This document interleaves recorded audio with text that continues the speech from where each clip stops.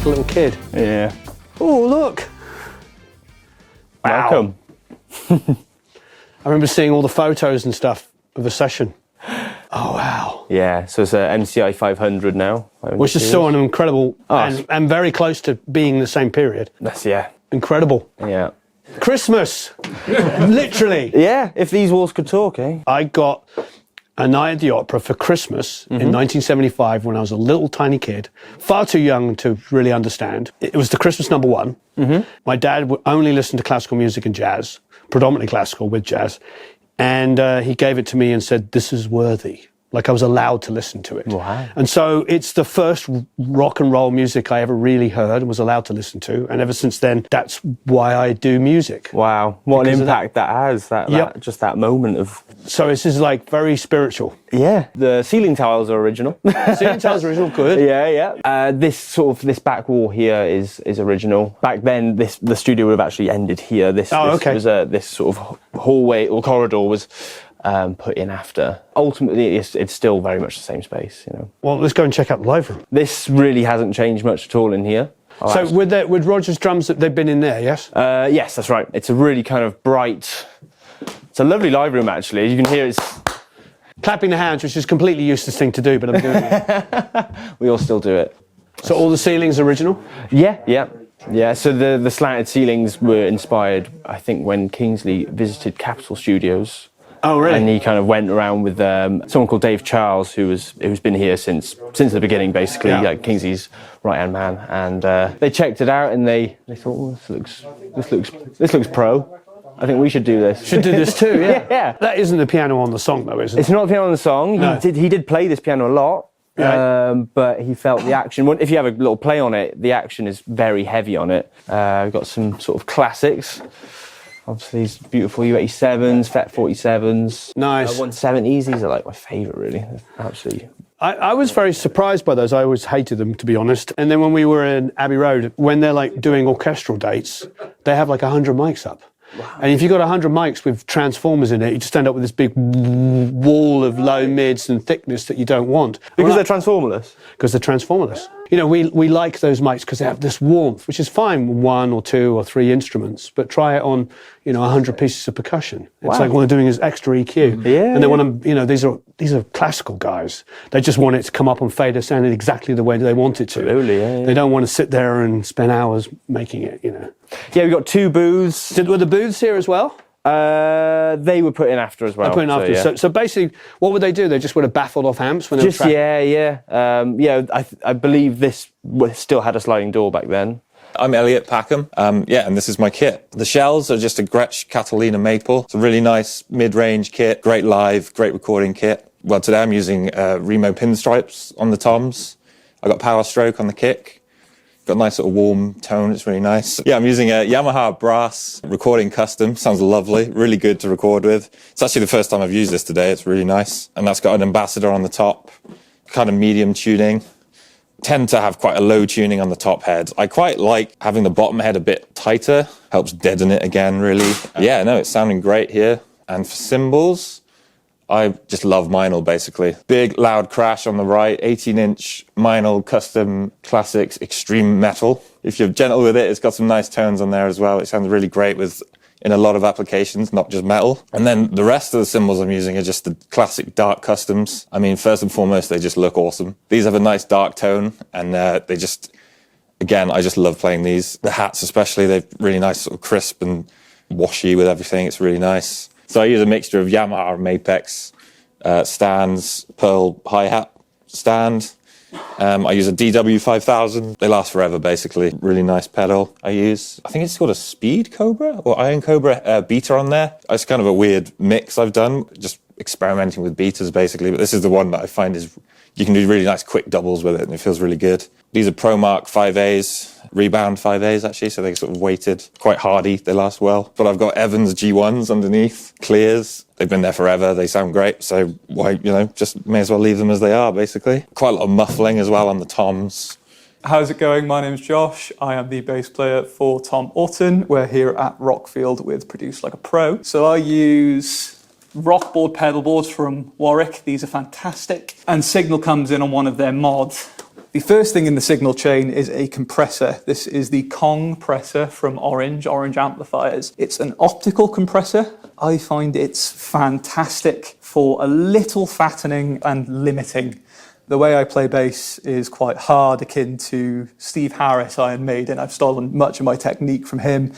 And so limiting is super helpful for managing fret clank and other, brightness from round strings. We then come into a effects loop switcher. I have the ES5 from Boss. This is a relatively recent discovery for me, and I've come to loop switching in the past year or so. I am specific about noise. I do not like hiss. I do not like hum. So this has become an absolute necessity. So from the compressor into the switcher, we go into the input of the Line 6 HX Stomp. I have a love-hate relationship with this pedal. I want to get away from it, but it is so versatile and so impressive, I just can't live without it. So loop 1 into the HX Stomp, and we start with a few pitch effects. The Zvex Mastertron. I think it's a Big Muff style fuzz. I've had it for around maybe 6 months now, so still relatively new, but it's so impressive. The impedance control, relax push, is incredibly clutch, so useful to manage the response of the fuzz against the input signal. I play P-basses, I like passive instruments, and when you can manage impedance for a passive P-bass and then switch it over, I can't think high or low impedance for, say, an active Ibanez, super useful because you can keep the fuzz response the same regardless of the changing input signals. So yeah, loop 2 is the Q-Boost, loop 3 is the Broadcast, loop 4 is the Mastertron, and that is all within the crossover of the HX Stomp on the above 300 Hertz signal. If we stay on that signal, we come back into the HX Stomp in loop 5, and that top signal goes through a chorus, just chorus in the HX Stomp. I'm not sure if that's based on a Boss C2, but it's a very pedestrian, fantastic chorus. And then into the script phase, which must be an MXR Phase 90 script style phaser. So all of that, the Q-Boost, Broadcast and the Mastertron, the chorus and the phaser are all on the above 300 Hertz signal. Given the chorus and the phaser are digital, they're being controlled via MIDI with various foot switch presses on the ES5. After the drive and after the modulation, that parallel crossover is recombined. So you have the above 300 Hertz signal distorted, modulated, and the low end, which is just left entirely clean. They're recombined. They hit a noise gate. I find that I just need a post-gain noise gate. I cannot deal with the hiss in any environment, has to be gone. And then they hit a digital delay. It's called simple delay in HX Stomp. I use this quite specifically, a trick that I stole from Ian Martin Allison, fantastic online bass player. I have a 16th note delay, digital style, so very unaffected, at a 50-50 mix. So when I hit a note, it repeats it back exactly a 16th later against whatever tempo I've tapped in. What that lets me do is play 8th notes with a pick, playing downstrokes, and it repeats the 16ths. So I can get the feel of 16ths while playing down-picked 8th notes. It means that I can get a down-pick sound that's much faster than I can actually play, and it's very robotic. And being able to tap the tempo in means that, yes, it can be 16ths, but you can also work in different subdivisions against whatever tempo you like. Super exciting trick. I use it a lot with, say, the Broadcast for a little bit of grit, and then mixing in a momentary whammy-style octave up, so you have this quick 16th pick sound that jumps octaves and it's distorted. It's about as theatrical as I get, and I guess it's a little Justin Chancellor as well, always an inspiration. Then we come out of the HX Stomp finally, back into loop 5 of the ES5, and come out and hit the last thing in the chain, which is the Dark Glass Microtubed B7K. I'm not a metal musician necessarily. I'm certainly not a gent musician, but the B7K is just such a wonderful preamp. Yes, it's a distortion unit. Yes, it can get as metal and as hairy as you like, but it's incredibly versatile. The EQ is fantastic. And as you hear on the track, in the cleanest sections, this is always on. In the cleanest sections, the bass isn't especially distorted, but the little bit of scoopiness that the B7K offers in tandem with something very mid-forward, low mid-forward, like a P-bass, just creates this fantastic evenness. The verses are largely all the Broadcasts on high gain. The choruses, are with the Q boost. The bridge section, especially that driving eighth note section, is the Mastertron with some fuzz added. There is also a clean section, which is just my clean sound, just the compressor and the B7K with chorus as well. And I was thinking to myself, Bohemian Rhapsody was recorded here. We have to do the drums where they did it. This room in here. And Roger would have set that, and it was facing out this way, I think, from all the photos, wasn't it? That's right, yeah. It's great to do that, but we're not here to do Queen covers. We're here to work with a band. We wanted a sort of bit of everything. We wanted to get some close mic, dryish tones, get some ambience, so mic into that room, which is a bit more reverberant. And then we did some crazy stuff. We were actually getting the kick and snare and the toms feeding back through a pair of speakers in a room over there. So we'll go through all of it. Took a long time. We also battled with his Black Beauty for a while, to say the least. Did, yes. Yeah. So we ended up with, I suppose we can start with the snare. We ended up with your snare. This is a Yamaha recording custom, I think. It's brass, and it just sounds really nice. I'm no expert on snares. It was just everyone was always coming in with sort of Ludwig 400s and Superphonics, things like that. Yeah. And I just wanted something that was a bit more characterful. And I've used 201s, funnily enough, here. Recently, we did actually some stuff 201s on a snare. But this, tell us about this biodynamic. It's an M69. It's hypercardioid because it rejects the hi-hat and a lot of the other stuff going on. And it just reproduces 200 hertz, that kind of like snare punch in a really pleasing way. Then we put a 57 on as well. We taped the two together clearly, so there's no phase issues. So we did print both. I think with this, we actually put a Pultec on there because I was battling with the ring of the other snare. Whenever I boosted anywhere from 100 to 200, it was going this on, it was horrible. But the Pultec EQ seemed to be a little bit more forgiving than the console EQ. So there's like 100 boost on the Pultec and on 8K on the top. To be honest, it definitely sounds better on the 57. Again, might just be this environment, but I was pretty impressed. And then on the bottom, KM84 or 184. It's an 84. It's an 84. So KM84 on the bottom. Yeah, I love that microphone on snare bottom. It picks up, again, the low end in a really pleasing way. At Labarca Sound using a 441 on a hat. I think we spent more time deliberating over the hi-hat mic than any other mic. Yeah, we did. We went in on that one, didn't we? We did go a little nuts. And for a minute, I was thinking of doing the classic Dave Jordan 57 with like a 451 taped together. And then you said, after Mike's suggestion number 47 between us, what about a 441? I was like, oh yeah, we did that recently. It sounded great. So nice. Here it is, 441 on there. The kick is probably relatively predictable. FET 47 on the outside, which sounds great. That was Jack's positioning, and I'm actually quite pleased with it. It sounds really excellent. I thought I was going to maybe move it around because typically I put it about here and it's more close. So I was looking at it going, maybe there'll be a bit of air on it, but no, it's not. It's really quite natural sounding. And then inside, again, bog standard D112 does the job. A little bit of EQ on this one and a lot more EQ on that one.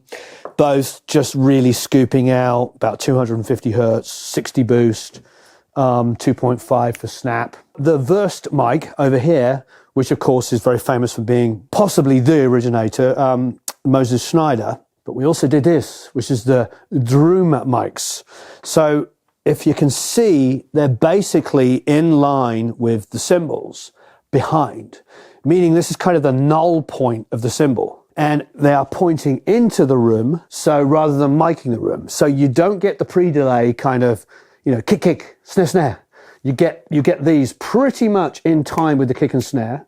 If there's any slight transient shift, it's pretty tiny, but you get less cymbal bleed, and you get, because you don't get it bleeding directly into the mic, but you also get the room because you're miking the sound of the room coming back. So going to the verse, because I just mentioned it, this is your mic, and this is a mic I've heard the company, but I've never heard of that mic before. Can you tell us a bit about it? It's an AKG 224. So it's a dual capsule microphone. So at the back here, you've got the capsule here, which picks up from 20 hertz to about 800 hertz.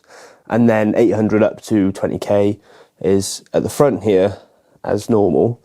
I just found that makes it a really good microphone for this particular position because you get the sort of the low end of the kick coming in through this capsule, and then obviously all the top end stuff like the snare and the transient of the toms coming through the front there. And it just rejects all the cymbals in a really pleasing way. let's jump ahead for a second. We've got a pair of JZs or JZs, the V67s.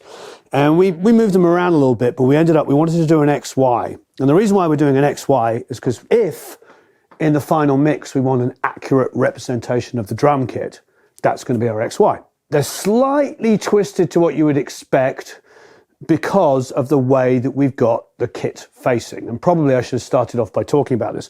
But as you can see, the kit is actually angled into the room. Now you might think, why is that? Well, that's because we're using Jack's Bloom line here. And tell us a bit about these mics here. So they're Extinct Audio BM9s. Extinct Audio is a British company specialising in ribbon microphones. I absolutely adore these microphones, and I kind of implore everyone I meet to buy a pair. You know, they sound incredible, and they're really reasonably priced as well. Marvellous. So they're ribbons? They're ribbons, yeah. They're a little brighter because they have this kind of mesh here, yeah, which I'm sure many people know that the mesh helps brighten up the response of the ribbon. Because they're ribbons, they're figure of 8, so they're hearing like this and like this. They are phase coherent because the capsules are touching each other, or basically touching each other. But here's the secret if Lucas comes round here. The reason why the kit is tilted to this direction, you'll see this creates a straight line through the kit. So right through the middle of the snare and the kick drum. One of the biggest problems when room miking drums is that we put the kick and the snare in the middle. But the kick and the snare is not in the middle. Normally it's kick here and snare there. So you get this kind of weird offset on the room mics. And because these sound phenomenal, we wanted these to possibly be like the most accurate representation of the kit. That's what we did. So you'll see it goes a straight line through the snare and through the kick into the room. All that really remains, of course, is the 201s on the toms, which are here. Which I've explained I've also often used for a snare top as well. They sound great. But you'll notice on the cymbals, we spot mic'd. Now, we've also got the overheads if we want to create like a nice accurate version of the kit and all this kind of stuff. But these spot mics are there if we want to have like a kick, a snare, hi-hat, toms, cymbals only, not overhead, glued together version, but just like cymbals separated. And I've got to be honest, I cannot believe how good the isolation is. It's amazing, isn't it? It's insane. Yeah. So yeah, these are KM 184s, which I've never actually really loved. Right. And I think you may now have given them a job for me. There we go. Yeah, spot miking cymbals. Really superb.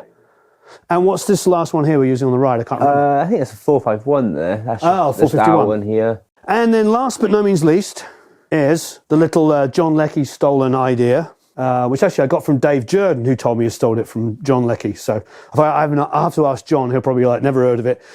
So what it is it's a cymbal on the ground, and we use a 441, and it's miking the reflected sound, and you get the bottom of the snare and you get the kick really nicely in there. And you get that kind of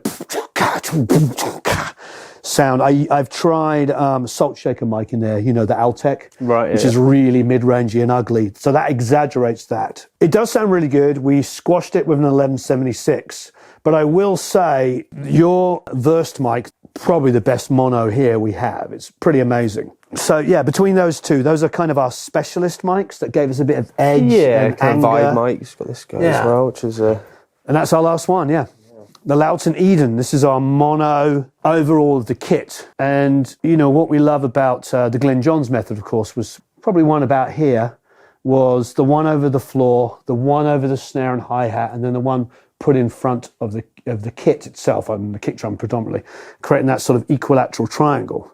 And I always found that the one mic that I preferred the sound of best was always this kind of over-the-shoulder floor tom one, because, of course, it's seeing that side of the kick drum as well.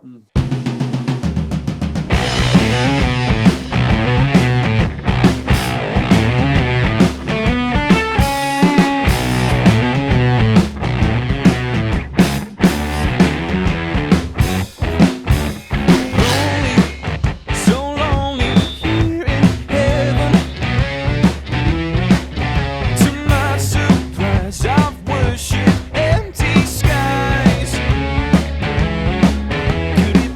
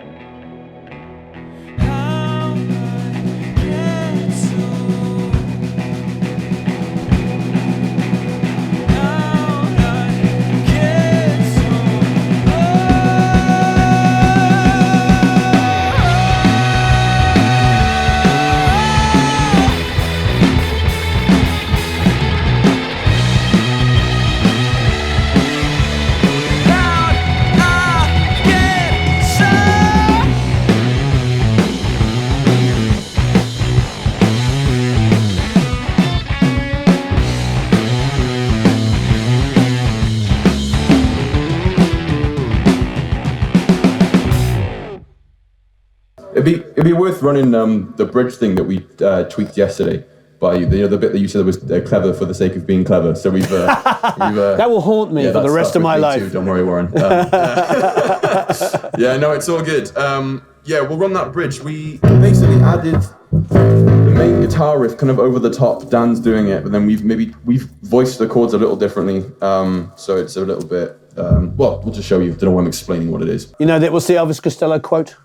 Talking about music is like dancing about architecture. Yeah, cool. Al, can we go in? I mean, honestly, I thought it sounded pretty darn marvelous. I think we just have to, because really, it's about locking these bass and drums in. Yeah. Not really, drums are pretty freaking on, to be honest. So I suppose, I mean, he's playing that as a and you're playing it as straight eights. You know what I mean? So he's ahead because. Sure.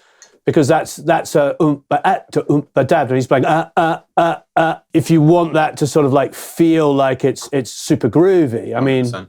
You know what I mean? Yeah, 100%. So that's why I sort of zoomed in on that section just to kind of illustrate. Yeah. You know what I mean? It doesn't have to be like a 70s groovy rock song. We want this to be tight as a duck's arse. Yeah, sure. It's sounding better and better, but this is going to be the secret. If it locks and it feels like real human beings played it really tight, that's going to be so much better than something that's heavily edited. Quite frankly, I think the two things together was actually quite pleasing. I don't know what it was. It seemed dominant because now that the guys are locking into this new idea, I almost feel like this idea is great, but it can't be dominant.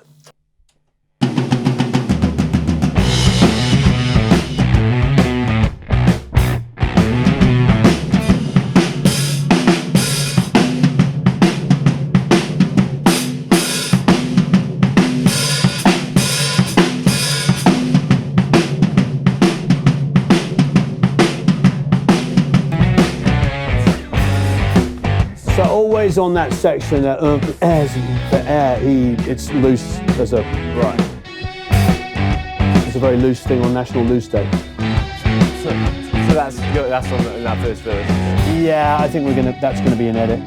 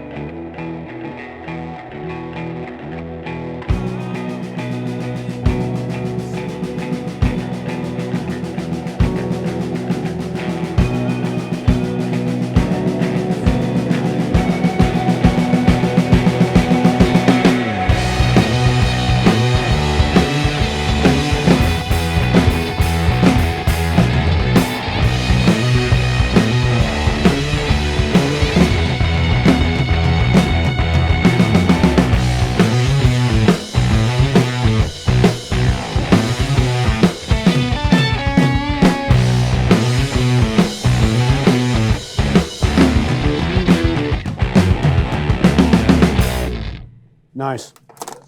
Yeah. That was a fantastic take. And you're all like, oh, this is the last one. We'll just make this one really good. The whole groove between them, that was definitely the one that swang the most. Was it a case of like, there was a mistake here and there? Yeah, definitely. But the overall feel was really that. Can you play the first verse quickly? Have a listen to this. Just listen to the first section. Just solo bass and drums for a second. Just have a quick listen to this. While we's all here.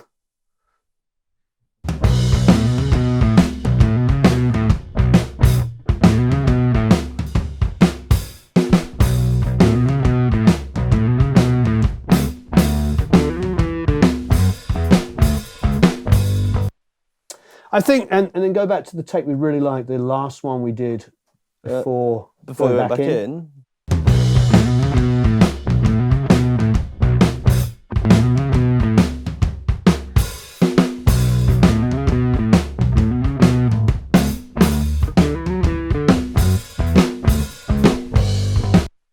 There's something like magical about the drums in that section. On that take, still, it's just like it really rolls. The last one we did, I fluffed it like Thursday. Yeah, absolutely. But that one's still, you know, all the ones that went down. I still love that. I mean, we could tweak the bass here and there on that one, but it's just got momentum, you know. It's just it's just like makes your head bob along. So I don't know, young Tom. Yes. What do you want to do? Do you want to come in here and listen down and do some compage? I don't mind. Yeah. So let's give Jack and I like 20 minutes to, you go get a cup of tea. We'll print all of these out through the KRKs.